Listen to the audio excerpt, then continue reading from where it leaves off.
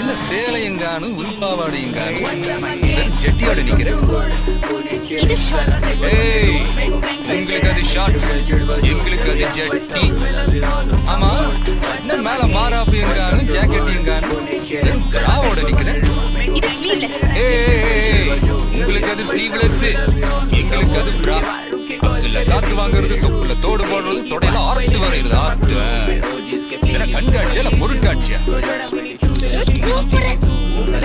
உங்க உடம்புல எத்தனை மச்சம் இருக்குன்னு மொத்தமா என்ற அளவுக்கு ட்ரெஸ் போடுறது, அப்புறம் அங்க தொட்டா இங்க தொட்டான்னு செருப்பு எடுக்கிறது.